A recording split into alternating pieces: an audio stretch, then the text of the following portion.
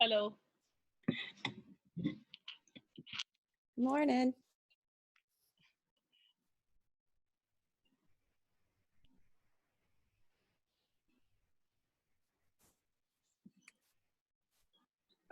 Good morning.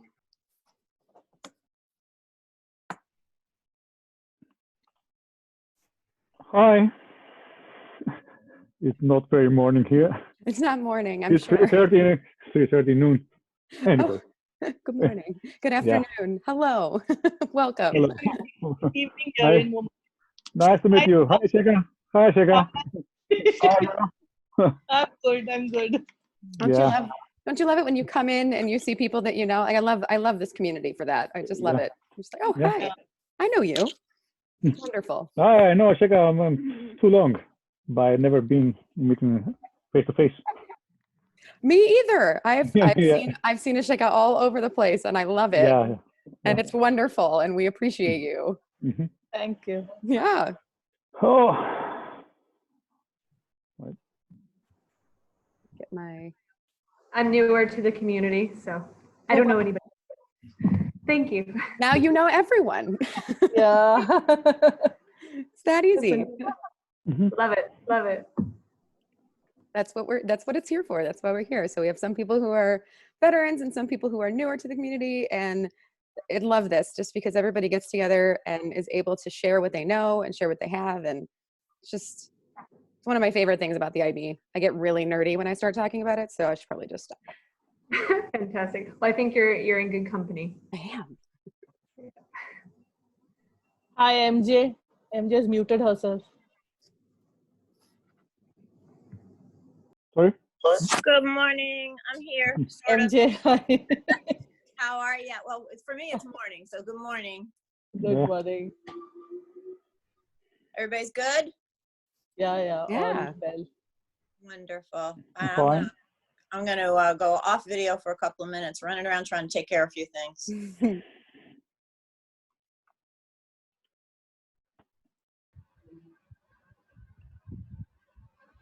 Hello, everyone. Good morning, Hello. afternoon, evening. I have to stop that. Hi, Hello. welcome. It's evening here. It's reflex, you know, where you are is what you say, but I realize everybody's all over the place. That's right. You see, you cover the globe from USA to India to China, Europe, everything. Everything. All time zones. I love it. Yeah. Well, we're going to wait another minute or two to get started. For those of you who are here, I'm going to put the Google Doc in the chat, which is sort of like where we're putting questions, and then the Padlet as well. And the Padlet, please, please, please contribute whatever you have, whatever is helpful to you. That doesn't help because it looks like it's right on top of each other. Womp. There's the Padlet. Nope, still working. Anyway, well, there's two documents there. The first is the Google Doc, and it's the first two lines, and then the second is the third line, and now the fourth line. It's repeated because I'm a little bit slow like that.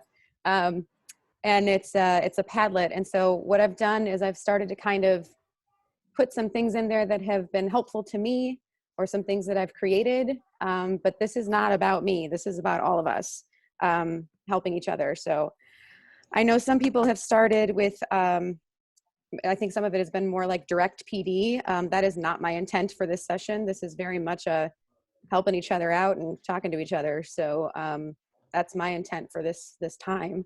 I just figured I would facilitate if possible, or do the best I can with it. So as people are coming in, welcome. I'm trying not to say good morning.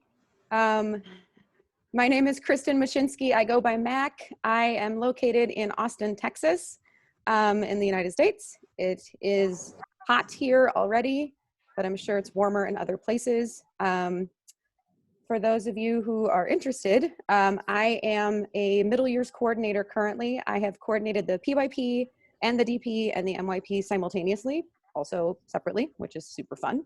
I'm an IB educator for MYP and DP, which is great. So I'm a team visit, site team visitor, and a workshop leader. But like I said before, this is not for me to be like, hi, I know all the things, because no coordinator knows all the things. So I am very pleased to have all of you here, and thought we would just kind of get started with a couple of the questions that came through on the Google page, on the Google Doc. And if you have questions, please either raise your hand or type them into the chat.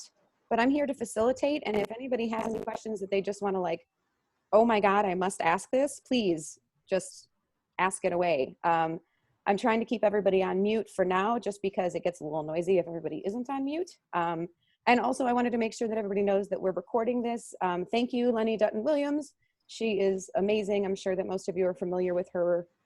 She has been the organizer and sort of the instigator behind all of this, all of these wonderful Zooms.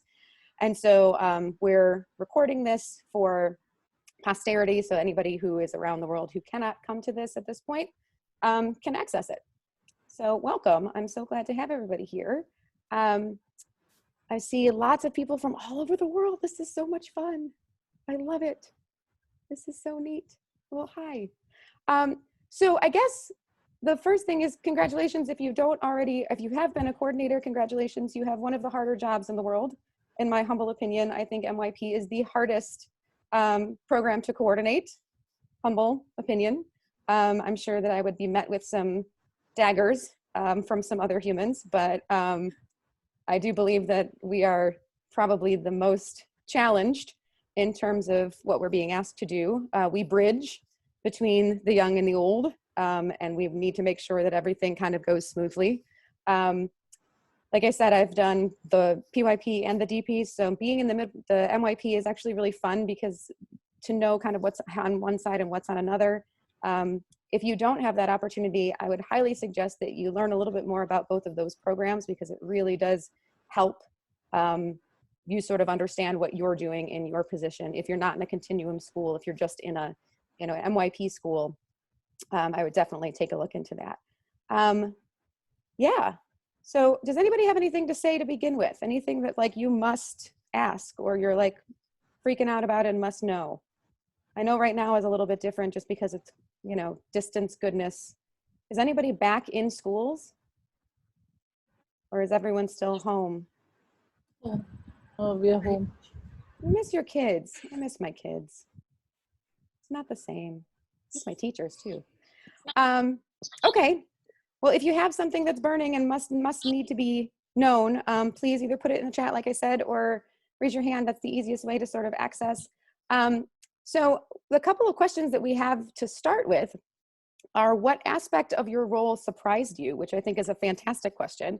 And what are you doing that you didn't anticipate, which I'm sure would be a laundry list of tasks and items if you're anything like me in my school. I'm going to copy that question and put it down in the chat, and then so you can kind of refer to it. But this is the first question that we had here that is a question and not necessarily asking for a document. So what aspect of your role surprised you, and what are you doing that you didn't anticipate? And go ahead and just kind of unmute yourselves and chime in, and yeah, we'll go from there. Don't be shy.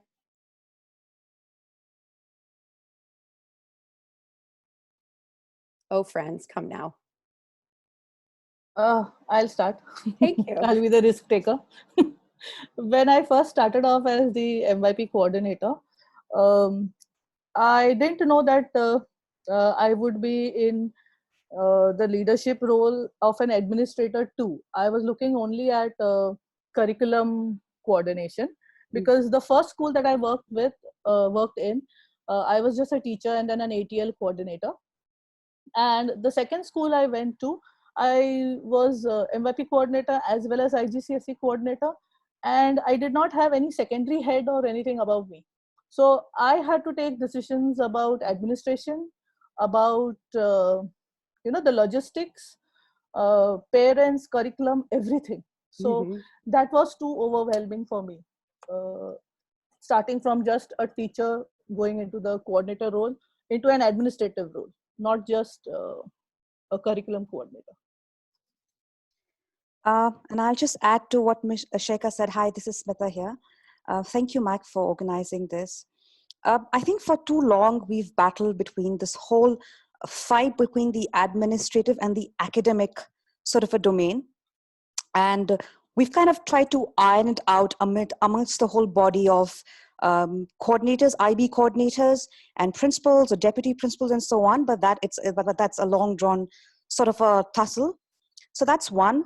Two, what I want to focus on and what I want to ask everybody is, I just feel that this particular role has been a little undermined in some context. Maybe it's more applicable to, so currently I'm in Kazakhstan, maybe to some parts of the world, but I'm not sure whether that's how it is in the other parts. It's a lot more than just clerical for sure, because in a lot of schools, including mine, it is not just the role of coordination, but it's also a bit of a teaching that is aligned with it. So you're pretty much alive in the classrooms, implementing all those wonderful practices you expect your colleagues to do. Mm-hmm. But at the same time, I do feel that pinch that the role has been undermined in different ways. So if that's something somebody would like to talk about, I'd love to hear their thoughts.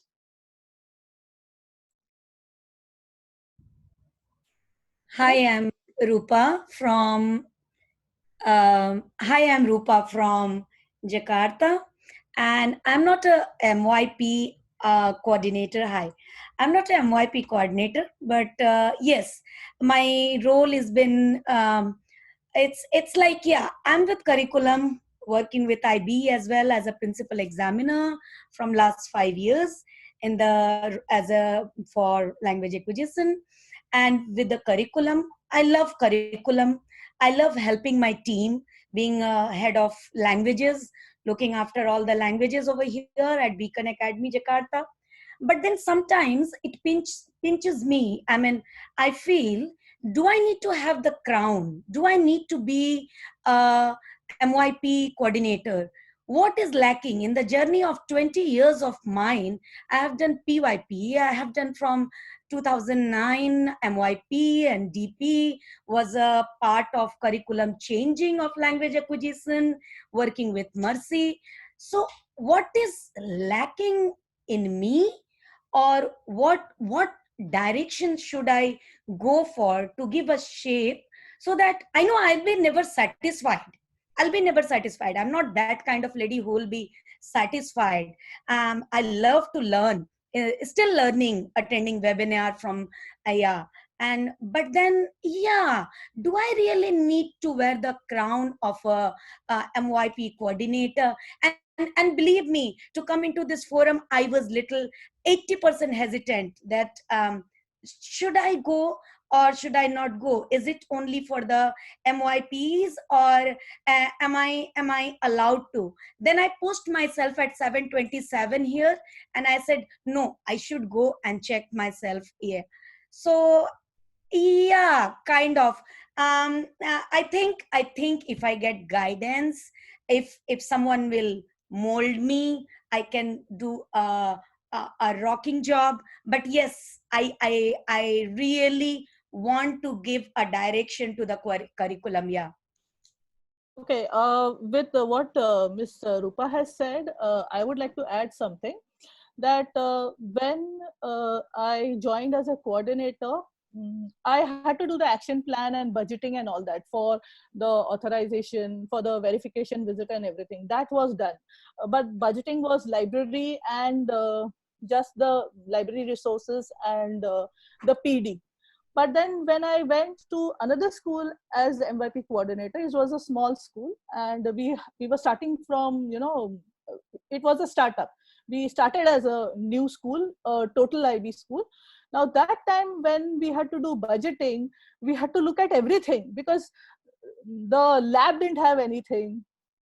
There was no materials for PE. No equipments or anything. So that kind of budgeting and seeing the infrastructure, okay, how will the art room look, Okay, do I know the requirements of the IB as MYP coordinator? What will the IB come and see in the art room and ask for? So all these things which are there, which you need to know, because you are going to do the action plan and you are going to write all the evidences and everything. That thing was not, I did not know. So what I did was, for the first school that I worked for authorization was, I asked for help. I asked in the MYP coordinators and educators Facebook page, please, anybody who can help me, what kind of questions will be asked, what happens during a verification visit, what are the things that I need to know as an MYP coordinator. So it was that time when Dan Smith came and she wrote that, okay, these are the things that you need. So then to find a mentor is very important. If you are a new MYPC, to find a mentor is very important. And if you have not done that job, why? Because I feel that when you get into the leadership role, you still think of yourself as a teacher.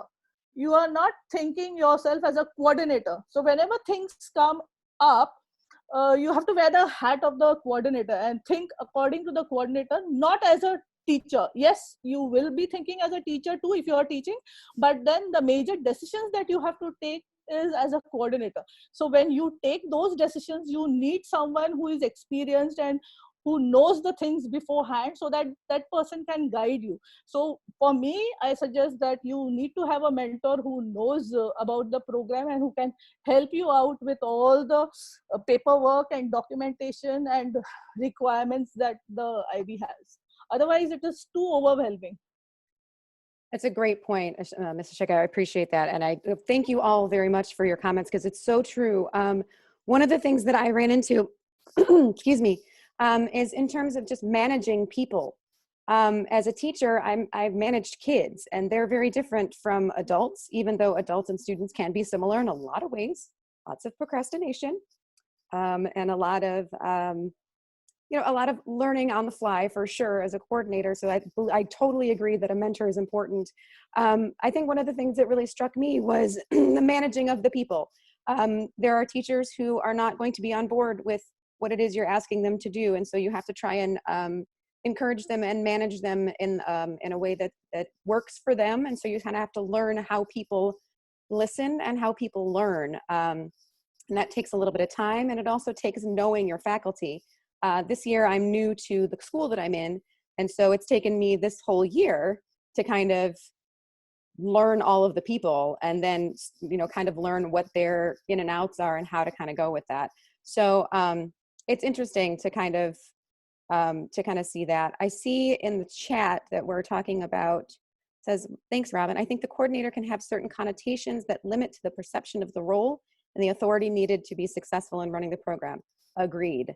For example, coordinate does not typically imply pedagogical leadership, but it's critical to the role. I completely agree with you, and I hear a lot of people are saying the same as well. How does that look in other places? Is that the same in terms of the undermining, Smith, that you brought up? Do you feel as if, because you are a coordinator and not a deputy principal or an assistant principal or a vice principal or some sort, is that kind of what you meant by feeling undermined, is that you don't have that same authority? Partially, I believe so. The other thing is, when dealing with people, what you do, one does strive to have a sort of a balance. But what happens is sometimes that between that push and pull, you feel lost. So sometimes you got to bell the cat and call a spade and say, okay, this needs to move on. And at the same time, sometimes you feel that your colleagues kind of feel that it's a bit of a, they feel threatened in some way. So that's sort of a balance. You are not at the top. And I think this whole pull sometimes as this mid-level management that faces, where, you are neither at the top and neither are you right down there. And you're somewhere in the middle. So when I was having this discussion with somebody, one very wise gentleman tried to show me the bright side of it and said, actually, you are just the perfect fit there. You know what the top management is thinking. You know their vision, where they want to take this particular school, what sort of thoughts and ideas you have. And then you know your team and what is it that your team wants. And you are the perfect bridge between that. And actually your role is so pivotal that, you know, you can kind of bridge that whole gap between the top management and your entire team members. So taking it from, so that's the bright side of it. But the flip side I was talking about is, you know, calling a spade at times, and then facing the brunt of your colleagues. So that is one aspect to it. Yeah, I hear you in that. I personally think that I have the best job in the building, but it's also the most challenging sometimes as well, for sure. Yeah, I want to add something about what Smita had said, because when I started with MYP coordinatorship in a school which was new, the teachers were already hired, you know. I did not have anything in hiring. And because we were a small school and it was a startup, we made sure that the secondary teachers would be teaching MYP as well as DP. Now, there is something about teaching DP in our side of the world. Like, people want to teach DP. That's the highest thing, you know, and the job to do. And they don't want to teach MYP, okay? And PYP gets the least salary. So, you know, PYP is okay. If you get it, it's fine. But everybody wants to be a DP teacher. None of them wants to teach the MYP, especially MYP 1, 2, 3, the middle school who are just coming up from PYP. So the problem was that the teachers felt, the DP teachers felt that they knew MYP. They had done MYP somewhere, and they had come to this school with less, you know, with little knowledge, and they felt that they knew MYP. So why do I do task specific clarification? Okay, I don't need to do. I have never done it before, so I don't need to do. So I had to take, you know, help of my documentation, because it says in from principle into practice, you know, that, and even in the subject guides, that somewhere page number this, you have to do task specific clarification. So I said that, okay, you must have not done it in your earlier school. I don't know what the coordinator, whether the coordinator knew his or her job or not, but for me, I'm looking at the documentation and it is a requirement. So refer to from principle into practice, page number this, okay, subject guide, page number this. I want it to be done, given to them, and it was, you know, they had to do it. So I was that blunt that if I have to get my documentation done, and if I have to get my, because I was working for verification. So if they did not do it, then I would have got so many matter to be addressed or recommendations on my, you know, verification visit.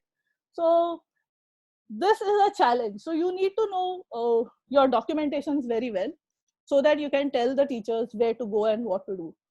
This is what I faced, and this is what I did with dealing those teachers who were like, no, I know what to do, I don't have to do, you know, that kind of thing.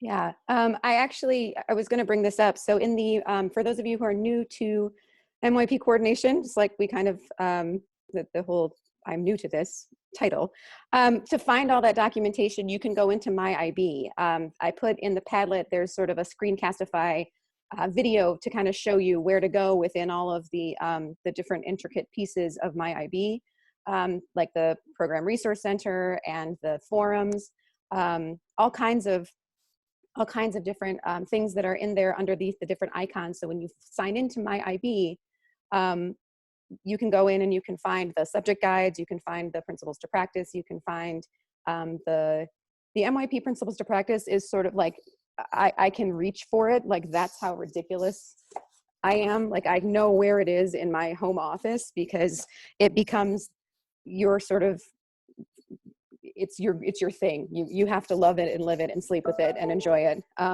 Because otherwise, like Mrs. Shika said, you know, you have people who won't want to do the things that you're asking them to do. And if you can just flip to your page and go, yeah, on page 47, it says this. So we need to do that.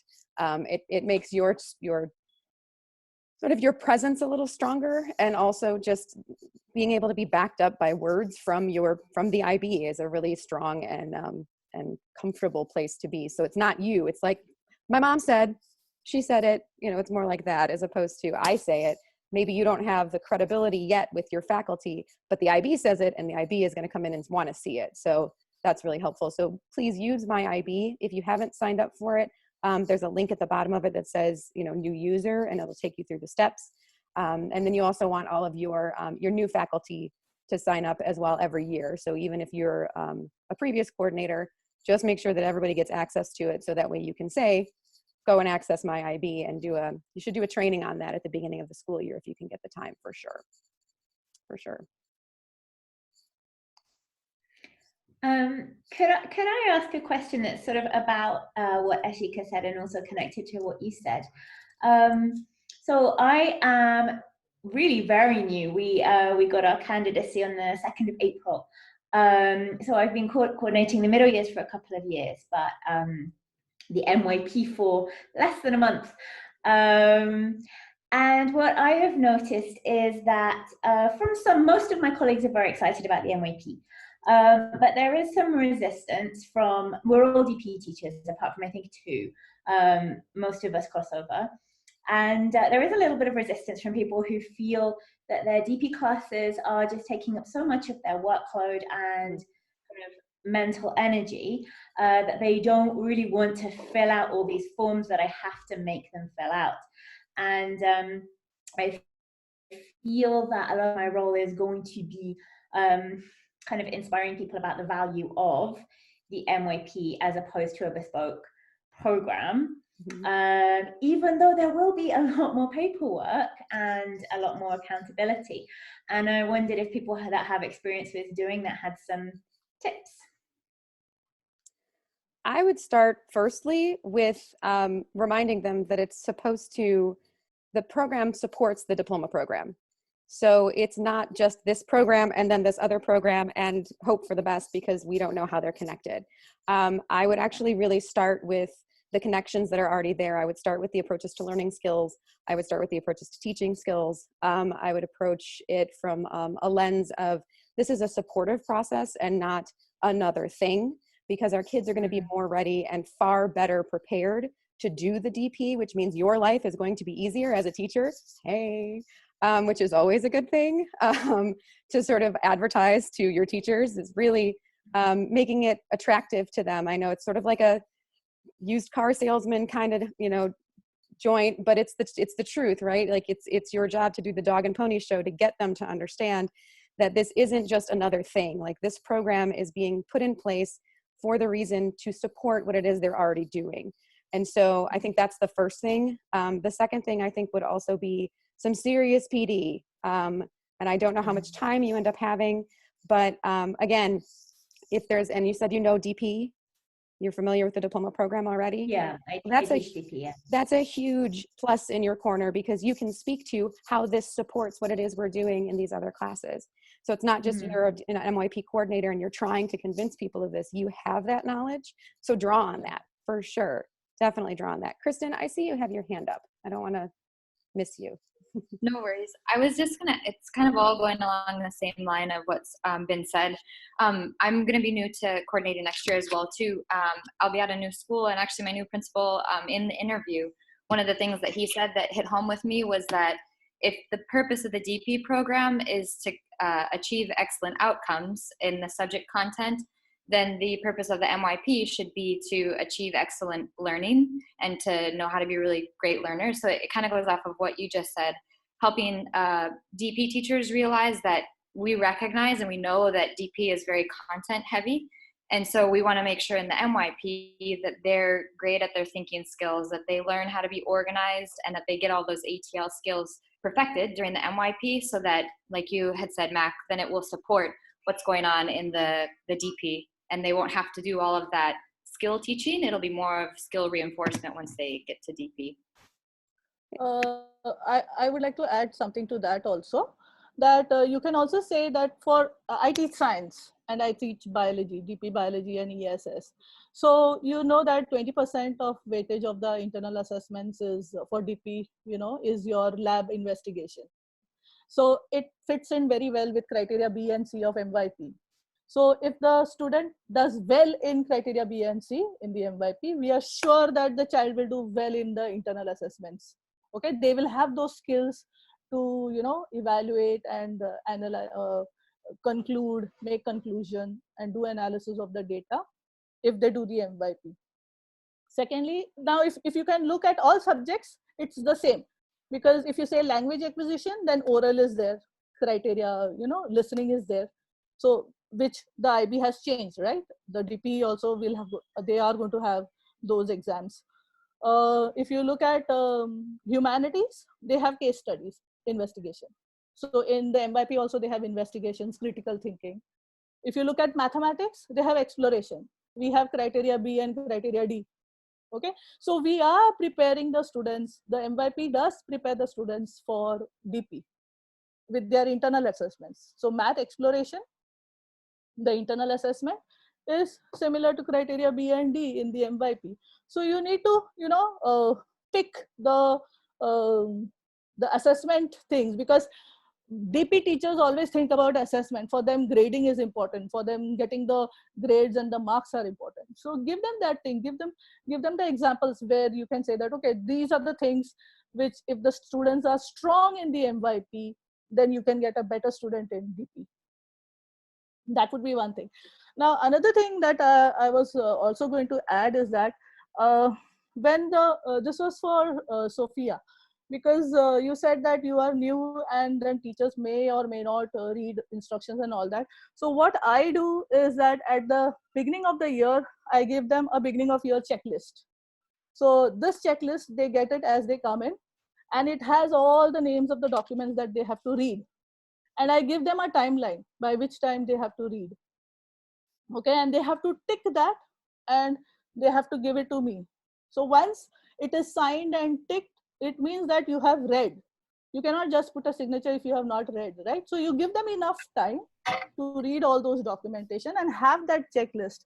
Also have a sheet of essential agreement or common understanding. So I had a common understanding for the unit plans, because earlier when I started as a coordinator, we did not have manage back and all this. Now with manage back, it is easier.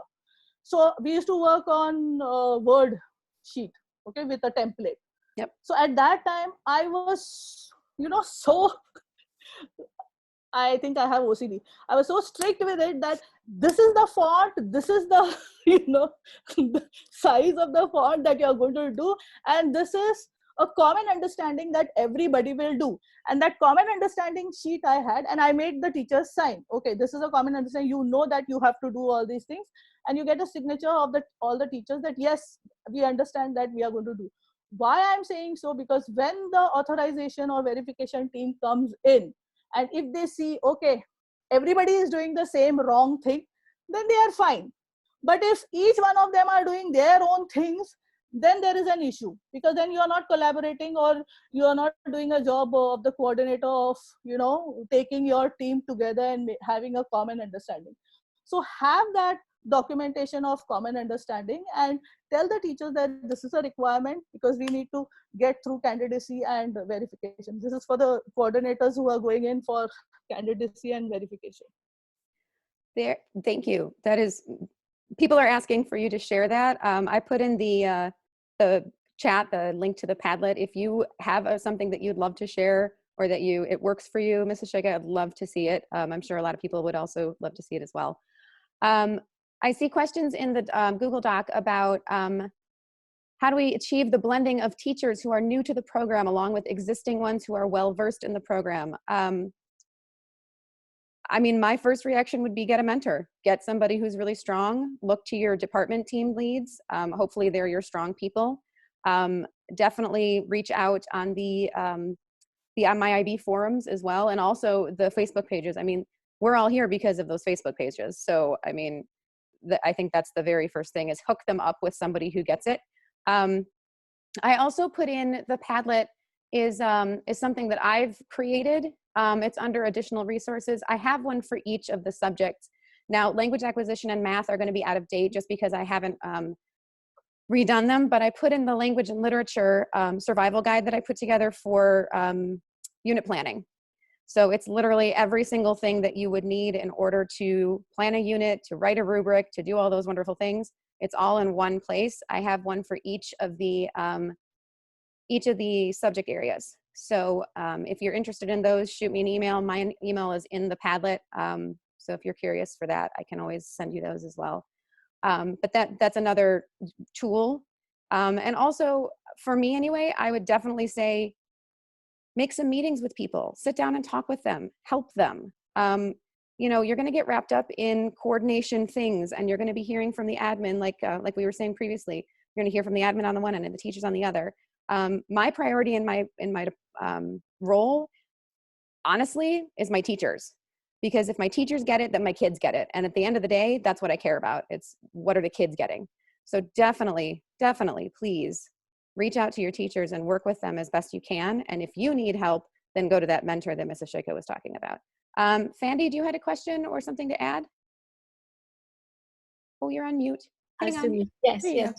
go. Well, beyond evaluation of school evaluation, or when you're going through the process, I wanted to know, in hindsight, or what questions are your teachers asking you at the moment that you wish you knew how to answer before, or that you really had the right way of helping them? So what kind of questions are the questions that your teachers are coming back to you with?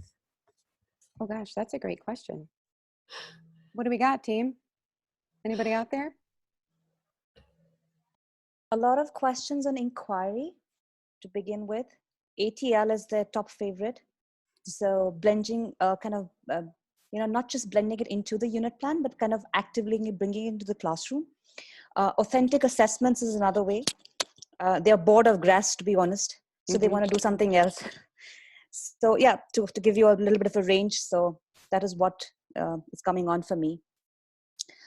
Some very sweet ones ask me the criteria for IB workshops. So how is it that I'm not categorized to be, selected, so as to speak, for an IB workshop thing? So there are one which are very, very academic. And then there are one which are not directly connected, but they are kind of a brain drain as well. And, they kind of exhaust you, but they're important nonetheless.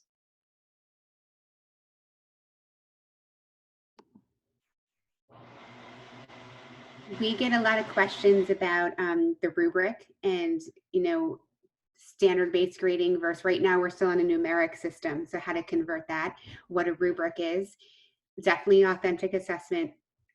And I think anyone can learn the vernacular of MYP by reading the manuals and, creating a unit that's good on paper. But I think what the shift for a lot of us are, what does it look like day to day in the classroom? Those learning experiences, what do those look like for the students? How should the teaching and their interaction be different? And I think that's what, and include those global contexts in the inquiry and to tie them all together. I think that's what people are still grappling with. We're still in our just second year of implementation. I think Ms. Asheka has already spoken about this before, but this whole bridge between the MYP and DP, I think that's another thing. There's been a whole bit of talk about how DP will probably go the e-assessment way soon. And the MYP already doing it in a lot of, in most part of the world, I think is much talked about. And like, for instance, I take language and literature, and when I look at the new guide for DP for language and literature, I just see how they've tried to mold in the global context, even at DP. So I think that is another ongoing thing of the bridge between MYP and DP. I get a lot of questions about e-assessments. Because in India, if you have to go to a junior college, that is after grade 10, go to the conventional, back to the conventional junior college, 11th and 12th, then they need a grade 10 certificate. So then if they need a 10 grade certificate, then we have to do the MYP assessment. There's no choice, there's no option. So I get a lot of questions about, subject choices, what they should take, whether they are able to take all three sciences, or whether they should do integrated sciences and integrated humanities, or do history, geography, separately. And then there is another issue about language acquisition, because in South India,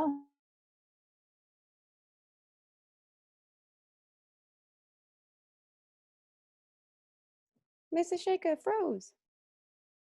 Hindi is not spoken much, Tamil, whatever their state language is. So then they had to make the students compulsorily take French or another subject. So these are the issues that I am, asked about over here in India. So these are the questions that are asked by the coordinators regarding MYP assessments.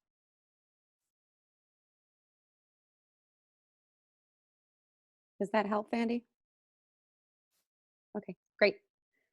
I see someone posted something in the Padlet about an inquirer's summit. That's cool. Thank you.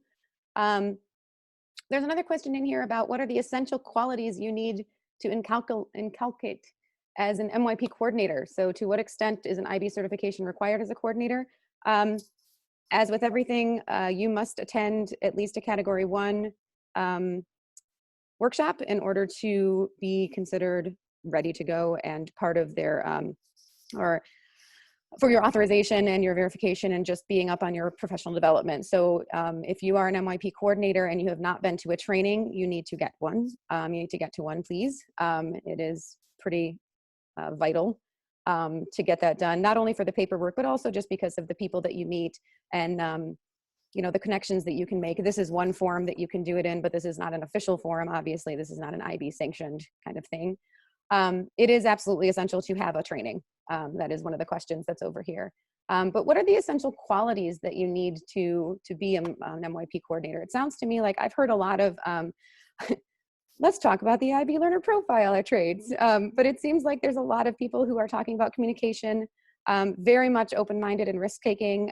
What are some other things that people might, in terms of skills, what might be essential qualities that you might need in order to really be a successful MYP coordinator? I think that's a great question. And for time's sake, we have about 9 minutes, roughly. I'm good to stay on a little longer, but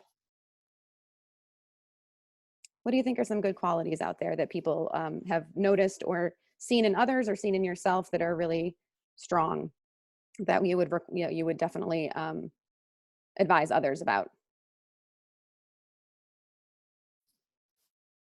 I would say looking at the holistic side of teaching, not only just learning, like when you look at the standards and practices for the 2020 version for implementation of programs, it really looks at not just the academic side of programs, but just the holistic side of developing students as being social and emotionally developed.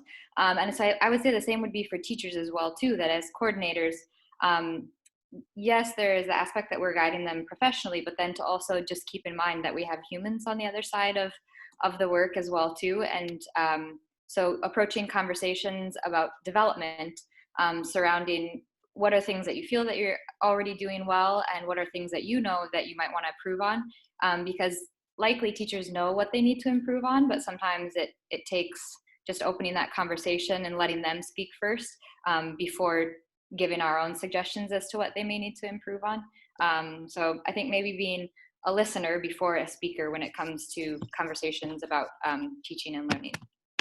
That's exactly what I was going to say, Kristen. And thank you, Kristen, for bringing that up, because I would like to kind of frame this question a little differently, because I think it's not so much just about being the characteristics of a coordinator, but in general an educator.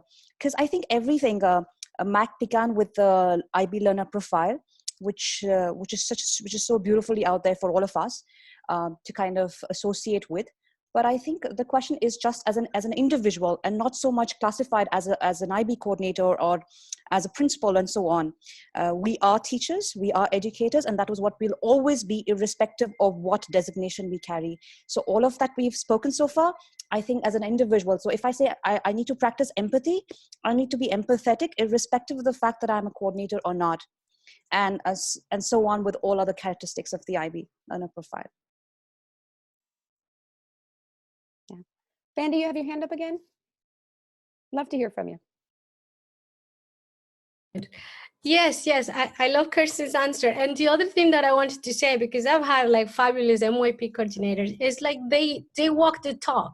So students really need to see, if you're talking about inquiry, if your students are, if your units are authentic, you are free and open, and you invite all the teachers to see, and you create that culture where the silos are down.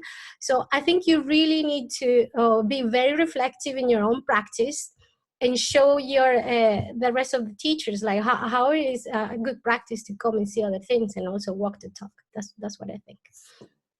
Yeah, trying to establish an open door culture at a school is exceptionally difficult, especially if it's not there when you get there.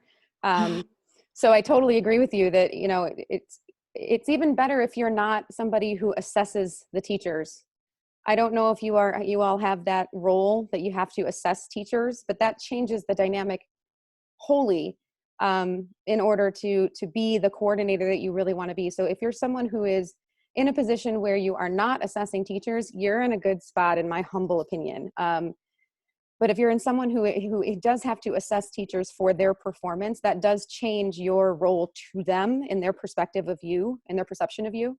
So I would try to work to not be in that position. How common is that? Because performance appraisals in that, I haven't had that mixed with the MYP coordinator. I've seen it before, for sure, when people are short administrative people. So if the school only has like a principal and not an administrator, a different administrator, the coordinators will be asked to step in, and it changes the whole dynamic. Yeah, I had it. Yeah, I've done that. Mm-hmm. Yeah. But I also see another thing, cannot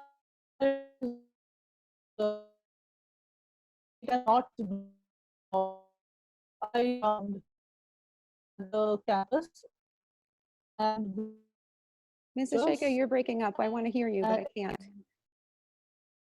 Oh, I'm so sorry. There you go. I think my network is poor. Can you hear me? Yes, now we can. Hello? Yeah. So during when I was a bit free, when I'm not glued on in my office, then I take a round and especially talk to the new teachers who are very new to the program and ask them, okay, what help do you need? Do you need samples? What can I do? Where are you struggling? So that kind of talk I did have with my teachers. So even when I was praising them, you know, going in there for the observation and everything, but they weren't so afraid or they weren't so, you know, scared that I would be dropping into their class and looking at their grades. I know that they are learning, so they were fine with that. That's great. I love that. I think that's a great culture that you were able to establish. In the times that I've seen it, it's been different. And so I love that you were able to establish that and or have that in your class, in your school. I think that's awesome. We're coming up on 45 minutes. Is there anything that's like crazy, must need to know still, like something's come to you now and you're still, or something didn't get answered that you're still wondering? And if so, please speak up. Please, please, please. I'm not sure where everybody else is, but we here are in the hotspot of the coronavirus. We're about 45 minutes north of New York City. Our schools have been closed since March 12th. We have not heard from the governor yet, but most likely we are not going back this school year.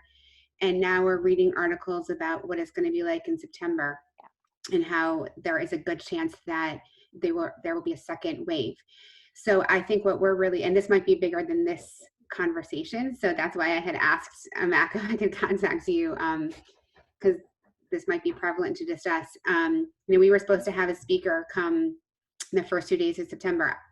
We don't know what that's even going to be like. We might not be able to have, assemblies, large gathering. Now we're talking about possibly having to stagger schools, or, this ideal schedule that our scheduling committee has worked for the last year to build has probably most likely gone out the window. So not only the logistics of that, the other thing is, people are in survival mode here, really. There's an economic crisis where we are. People have lost jobs. People are shell-shocked. There's, people who've been directly hit by COVID-19. So how do you have MYP even at the forefront of people's minds when people now are, doing distance learning, which we've never had, training for? I think it's to come back and it'd almost be tone deaf, like on the first day to be like, okay, so let's go back to our units when people haven't been in their classroom since March 12th and are dealing with a whole slew of issues. And most of us, as you can probably see, my own kids have been coming back and forth. And I'm like, go back to your Google Classroom. You know, when we're doing the job of 3 different people, it's a lot. So I think that, you know, all the grandiose plans that we had for September, I mean, we are in a holding tank right now. And how do we kind of still have people embrace? I mean, we don't know even what September is going to look like. I think a lot of us are in that same boat. I see a lot of nodding, a lot of somber nodding. I think that's been a struggle of mine as well. Since we've been out in March, like I said, I'm in Texas, and we'll be out for the rest of the school year through end of May. We start in August, but we'll be out. And one of the things that I've been very honest with my teachers when I've been consulting with them, I'll set meetings with them, and I'll set out a Calendly and say, sign up for some times. I'd love to talk to you. And so we've been talking, and I'll be very blunt and say, listen, I'm not asking you to meet with me about unit planning right now, because I know you're worried about your kid running in the back when we're having a Zoom conference. Yeah. Like literally, like I've just been very, very honest about it. Moving forward, I have talked to my admin a little bit about it. And one of the things that's come up is sort of like, how do we get back into that mindset of, and I think one of the things that I'm hoping to offer is not a new teacher, but a new way of doing distance PD.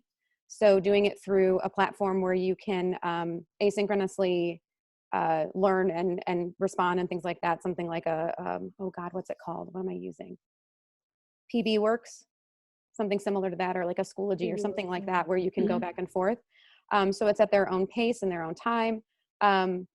But it will be not only for new teachers, but teachers in general to review the expectations that Mrs. Shaika was referring to, and things of that nature. So that way, when we go back to school, there's a mindset of, we are still an MYP school, and we are still looking to work on these things. It may not be at the same pace, and the expectations definitely have to change.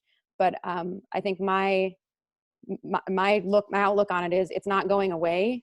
It may be a little bit different, and the expectations have changed slightly. But for me, I think it would more be about just really discussing how to make this work in your life right now, and still have that focus of holistic discussion and really trying to support your teachers in a way that's not overwhelming, but still have those expectations that they know you have. You know, this isn't something new to them. You're not coming in. I mean, even if you're a new teacher to a school, the expectations aren't new. It's just No, you know. but the questions, I mean, you think about what we're trying to do is shift, you know, the learning to the student, right? The onus is on the student and not teacher directed. So that involves group work or working together, discussion. I mean, we might not have kids allowed near each other. I mean, we really don't. I would love nothing more than September to, you know, it was all a bad dream. We followed the yellow brick road. We're all back. But from everything that's coming out, and nobody knows. We have governors and presidents and mayors right here fighting, and no one's on the same page. Everyone's giving different advice. So it's just hard to kind of see where we're going. But I mean, I will contact you offline. The thing is, I am the coordinator in wait. Like I'm taking over now. So this is what I'm being handed.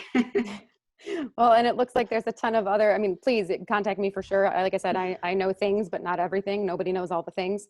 So in the Google Doc that's listed, there's also, you know, everybody who's attended, please put your emails in there. I would be happy to set up a listserv to kind of shoot some things out, and we can share between us. For those of you who have been in this session, I'm happy to start a little email list or what have you about like, hey, how's it going, everybody? What are we doing?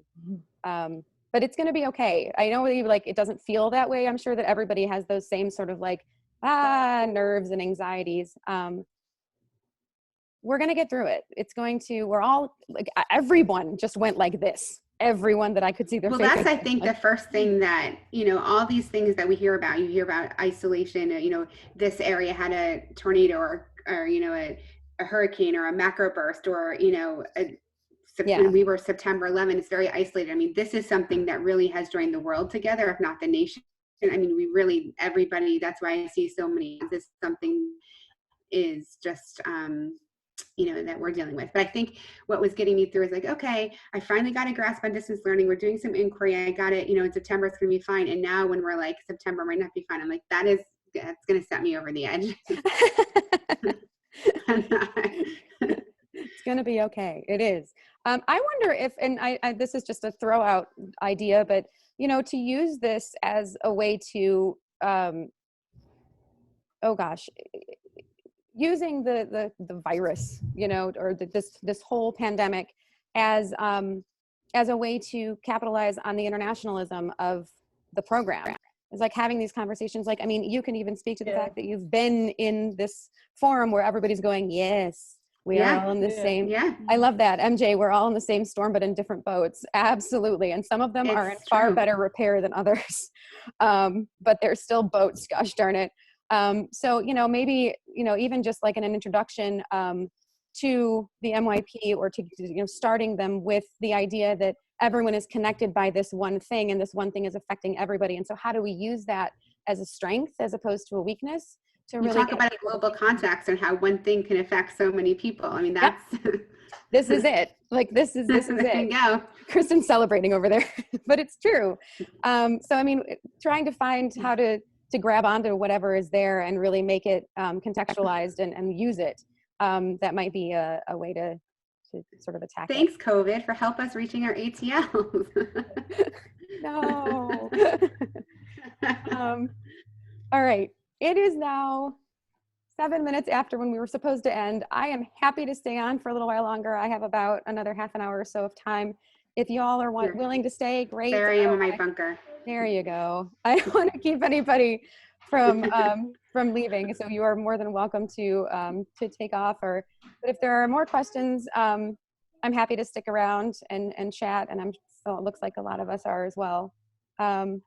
I see a new question in the Google Doc about how new standards and practices will affect documentation for verification visit. In what ways will it influence the holistic approach of teaching? So the new standards and practices have been out, the 2020 ones, super done fun. That's another folder.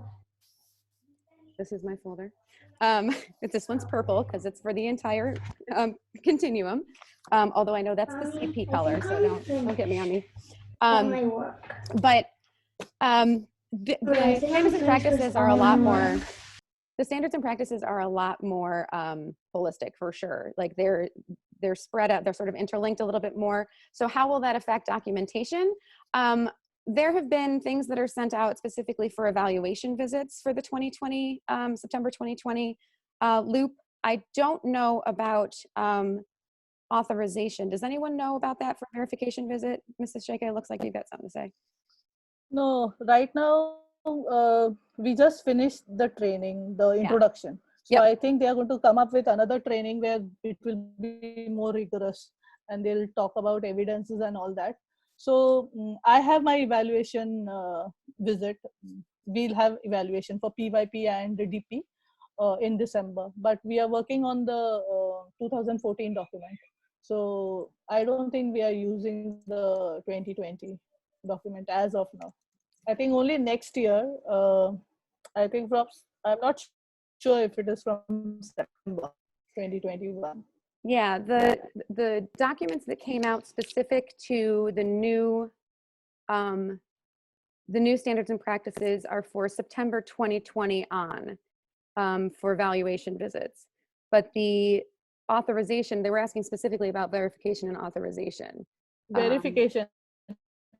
I think I don't know when they're should starting work using according to the 2020 document if it is later. Yeah. I would do the same. Yeah, if you your consultant told you present verification is based on the older one. This is why I love IB. It's because you think you have your answer and then you don't. Yeah, it would make sense because, as Asheka was saying, we just had the training, and what I gathered from that is like they're looking to see more of like how the whole thing comes together, how the school demonstrates that culture of learning, and so that's sort of like the big move, how everything comes together, pursuing the values vision and mission of the school together with the IB. I even think that the model that they have now is far more inclusive and holistic. It's not these A, B, C, but rather it's this pyramid of fancy pants standards. I love it. I love it. I love triangles. I love it. So it is definitely more holistic for sure. In terms of what documentation to use, I would talk to your consultant. That's that would be my answer for that. But I don't have I'm not a consultant just yet. There's a question about what I did with my PYP teachers, because it's December 2020, right? And they were told that you have to show some, some evidences that you are doing the enhanced PYP. So what we did was we had a standard and practices document where we had the 2014 standards and practices. And then on another column, we had the new standards and practices. And then we are saying that, okay, these are the things that, we are the evidences, we are collecting evidences and doing the self-study questionnaire. We have something similar that I got from someone else, because that's how it works in IB. Everybody has something that they share, which is wonderful. This one is standards and practices on the one side, and then the 14, so the 2020, the 14, and then action plan steps. So it's sort of trying to reconcile those things, which it's been helpful. If you want that, email me and I will share it. Or actually I just put it in the Padlet. I'll do that if you guys want it. Yeah, I'll put it in the Padlet. Okay. Most common crucial mistakes made by new coordinators. Ooh, good question.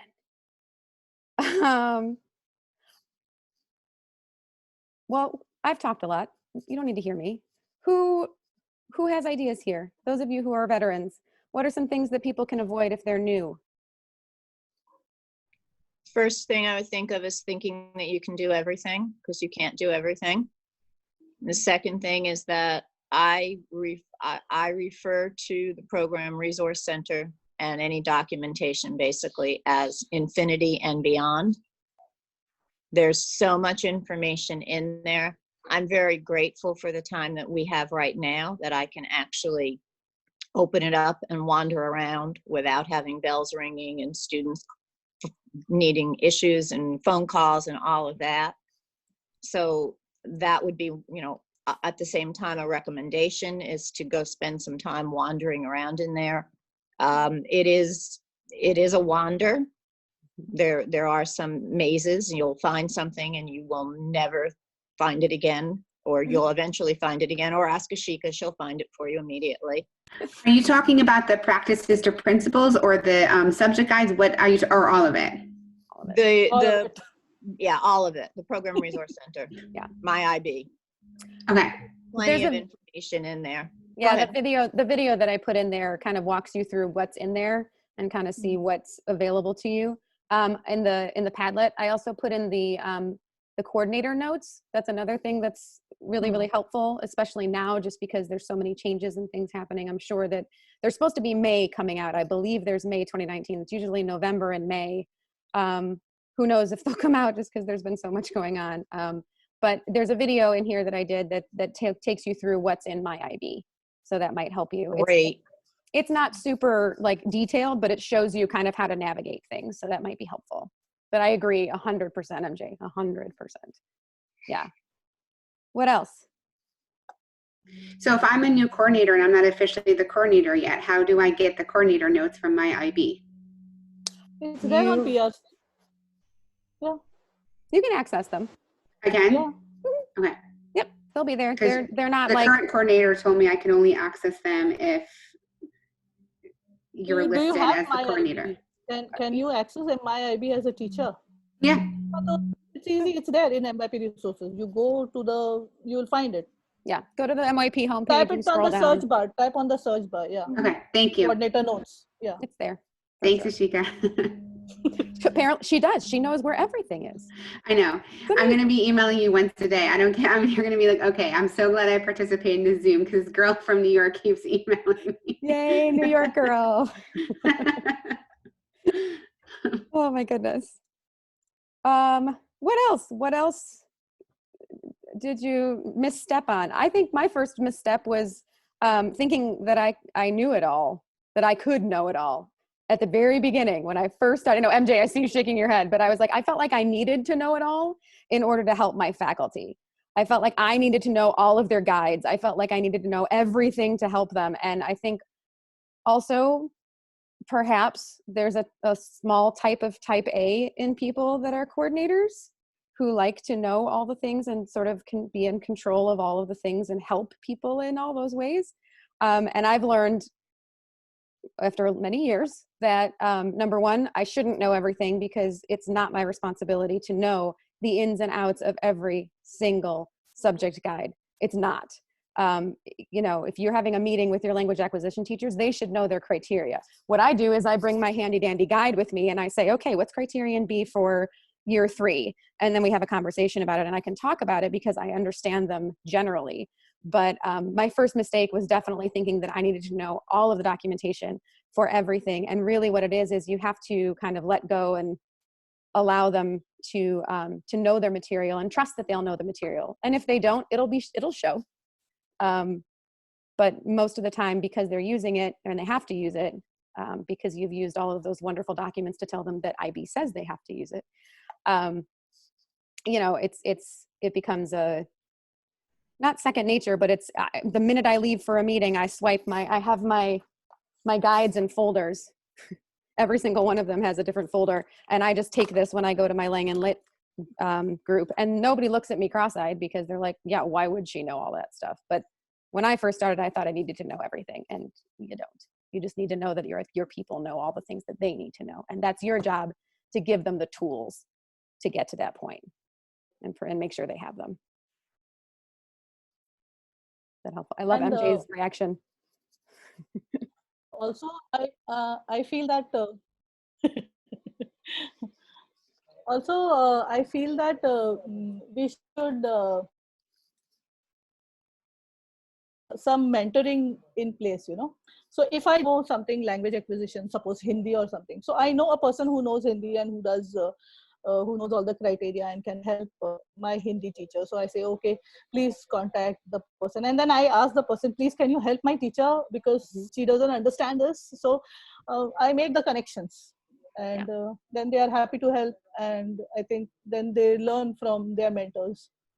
So, and it's a good idea to ask questions. Some teachers feel that why should I ask, you know, the coordinator should give me everything, you know, I should get all the information because I don't know, I'm a new teacher. But I tell my teachers that the first thing, when you have chosen to become an MYP teacher, you are a risk taker. Now you need to be an inquirer and you have to be open-minded. Yeah. So these are the 3 most important learner profiles that you need to have to start off as an MYP teacher. So I tell them, because I don't know what you don't know, you need to tell me and ask me questions. Yeah. So that's one thing that I tell all my teachers. Yeah, especially the new teachers who don't know anything about MYP. But the veteran teachers need to be reminded of it too. It's true. I mean, everybody. It's an overall thing. I completely agree with you. Everybody needs to be a part of that. All right. Hi. This is Sonia from New York, another girl from New York. So I feel you, Jenna. This is my second year of being an MYP coordinator. And I know just what you had mentioned, that not knowing everything is really key, because you want to come in, you want to do the good work, and we're not knowers of everything. But what I found to be very helpful is that prior to becoming the coordinator, I knew nothing about IB. So I immersed myself and I found out that there were several schools right in the area. So that was a gem. I partnered with those schools. Yep. They invited us. I brought a team of teachers and we saw IB in action. We were able to go in the classroom. They shared resources, and that was life-changing. That was a game changer. So I would say for any new coordinator, I'm sure there are some IB schools in your area, in your state. Tap into them. They are more than willing to reach out and assist and welcome you with open arms. They provided a ton of a plethora of resources, which really helped get us help us get on the ground running. Sonia, that's a great point. When I started, I was in a Chicago public schools. And so we had this huge district where we had all of these people. And, you know, now I am in a district of one school. And so I've really had to reach out on my own. But it's a great way to help teachers see it in action. I think that's really the key. It's not just telling them about it, but then really getting them in and seeing what it looks like and how it's being done in different places. I think that's an excellent point, for sure. And if you need help finding people, or you don't know where to look, you can go on the IB website and find those schools near you. You just find an IB school, and then you can search your state, I believe. And then if you see them that are similar places, you can contact those coordinators directly. And this is the kind of community that most coordinators are. If you reach out to a coordinator, a lot of times they will respond to you. I don't know, maybe not right away, but they'll get to you, I'm sure. Anything else? I have a question regarding Manage Back. Mm-hmm. And I wonder how many schools are using it versus not using it. I was part of the Manage Back pilot years ago when it was called Cast I think I Manager. quit कर देती हूँ, घूम लेती हूँ, बहुत हो गया. अच्छा है. And now my district is exploring the possibility of putting that into MYP schools. I have had to, as coordinator coming back to a school that was getting ready for an eval visit that had very little in place, I had to create everything. So I created interactive unit planners. I created, here's your subject group overview document, and it's a shared document. I created anything that you needed for IB documentation, I created it. But we're exploring the use of Manage Back, and I'm looking for pros and cons from people who are currently using it. So we are using Manage Back.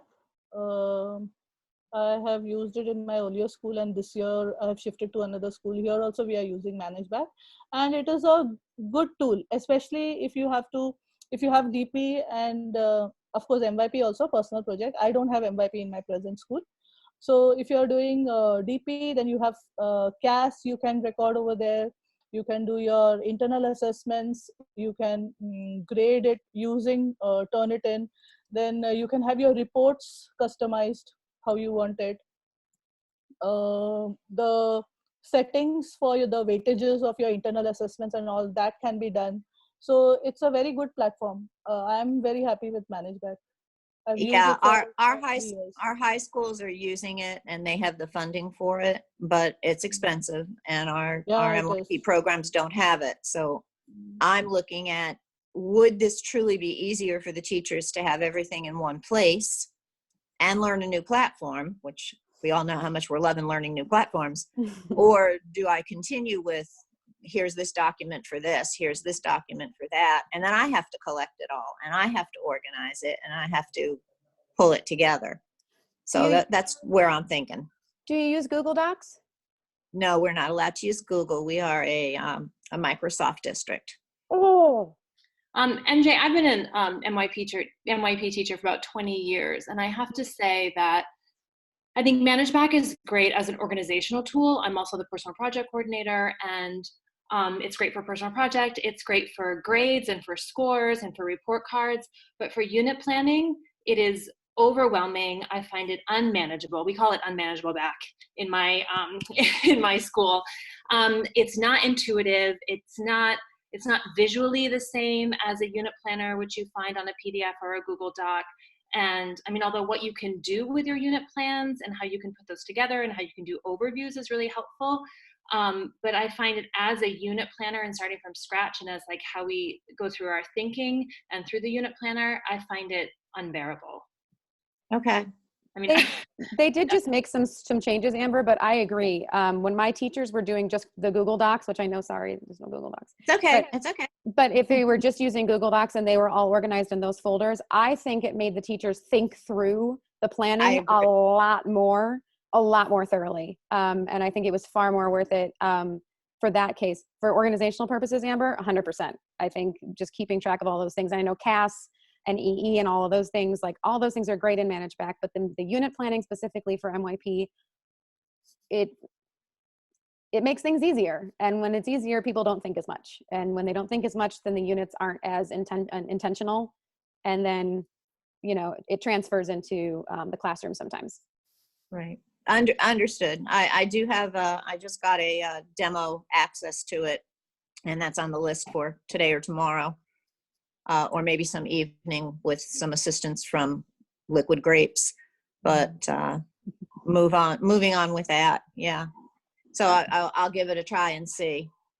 But I just found that preparing for an eval visit was very difficult with collecting everything and not having one central place for things.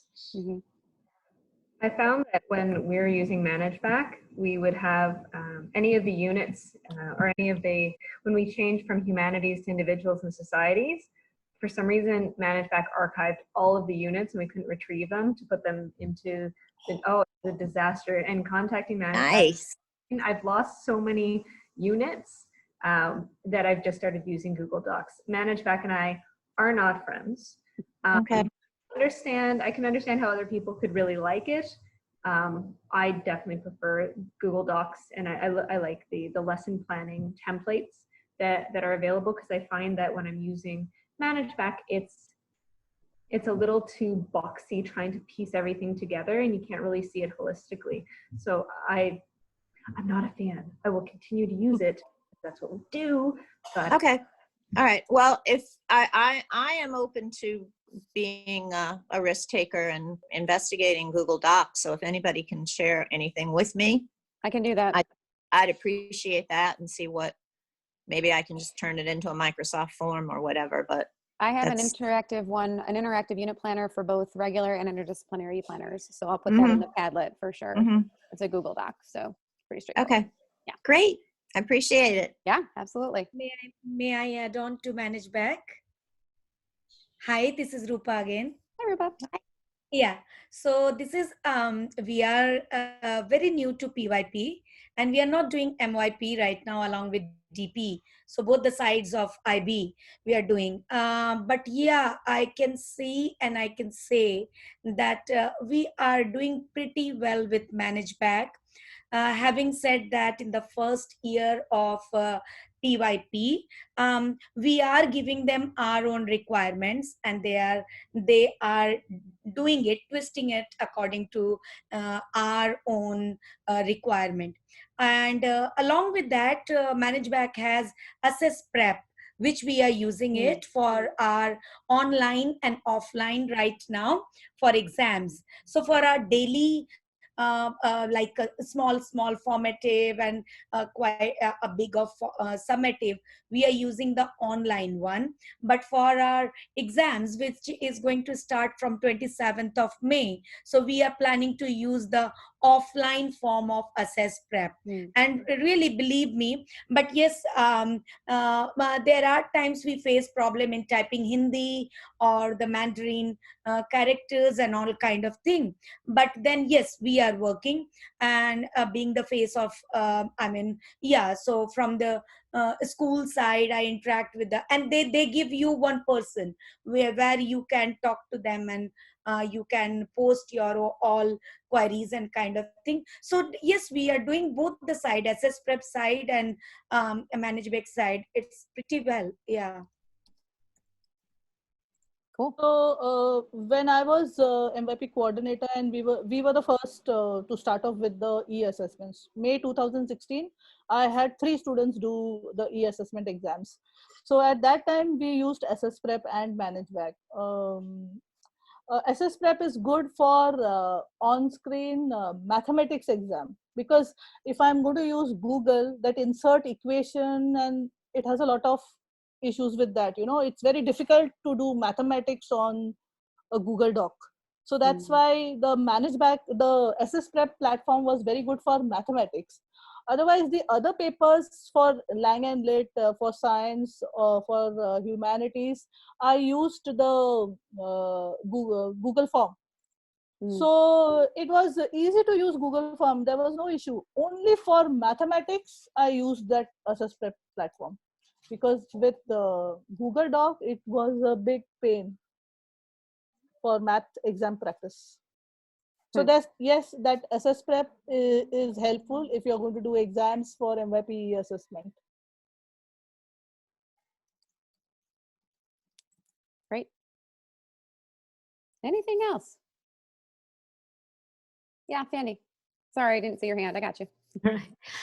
You know, I just sort of got curious about something. When we were talking about collaboration earlier, when do you do your planning, your collaborative planning? The beginning of the year, the end of the year? How do you schedule it? And what have you found that works better? So in our case, we have about 5 days of PD before we start school. And so a lot of times what we'll do is we'll take some of that time, the beginning, to do that. I've also seen it where I've done it where at the end of the school year, there's like 2 days where everybody kind of hunkers down and just knocks some stuff out and really reflects about what happened during the year and does it. But we also have professional learning communities and teams. So we have our 8th grade team, 9th grade team, 10th grade team, et cetera, year 1, year 2, year all the way through 5. And then we also have our departmental teams in the secondary school. So, and we are, at my school, we're fortunate enough to have sort of truncated days on Wednesdays. And so we get out at 1:30, and after that time period is used for team meetings, for planning, for all of that stuff. So we do it both in the beginning, at the end, but also throughout. And I also make appointments as a coordinator with people who have common prep. So during their common prep time, I'll go and talk with them about what they're doing in class and stuff. So a lot of different ways. Same thing with us. Also, in each semester, we had at least one day which was whole day PD day, and the students were not coming in school. So then we put it in the calendar in the previous year in March, when you decide what the calendar should look like for the next year. So we put in one day in the first semester and one day in the second semester, where we are going to say whole school PD. So whether we are going to get a person who will conduct the PD, or maybe an internal thing, what you want to do, as a school, or if the departments if the sections want to do separate PD, then they could do.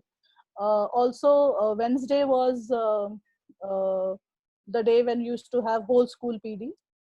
So the principal used to come in and give the first whatever information he had to give for first 5 or 10 minutes. And then if we had to do a curriculum policy review or anything, we used to do it together, or else then we used to go into our own sections, primary separately, secondary separately, and then do our meetings. So, and in between the schedule, we had department meetings and all that. And like you said, beginning of the year, we did have teacher induction week, 1 week. And at the end of the year, at least a day or 2 were winding up. And if you want to do a reflection of the whole year, we could do that. I see. All right. Well, I think I'm going to call it, y'all, unless we've got some stuff that is still hanging in the air. But I think this was really productive, and I really hope that some people got something out of it. It's always the goal, right? So hopefully, Nalima, I appreciate that. I just got told she was laughing with me, so high five. But yeah, so I guess if there's anything else that anybody needs or wants or what have you, like I said, there's the whole email list in the Google Doc that was attached to the invite. There's also the Padlet. Please put everything in there that you want to share. Just make sure it's shareable. Like, I'm kind of undoing all of my Google settings to make sure that interactive unit planner is accessible. Yeah, so please be in touch. My email is in the Padlet as well, and I'll put it here again. I am happy to have hosted. It's been, just sent that to Stephanie and not everybody else. It's been great to have you all here. I really appreciate your time. I know our time is very valuable, and we all have amazing things happening in our lives that we have to pay attention to all the time. So to take a little bit of time out and collaborate with each other and really just sort of, it's nice to be around people who get it. I think coordinators can be very isolated humans, and we really don't have another human to reach out to at times. I mean, yes, we may have our mentors and we may have people that we know at other schools, but there's just something about having a dedicated time to be able to go, hello, fellow coordinator, talk to me about this, because no one else gets it. So it's really very nice to be able to do this. So thank you all for joining. And yeah, I hope to see you all in person at some point in life. It would be great to meet all of you. Be in touch if you need it. And thanks again. It was great. Bye-bye. Thank you. Bye, y'all. Bye, everybody. Bye-bye.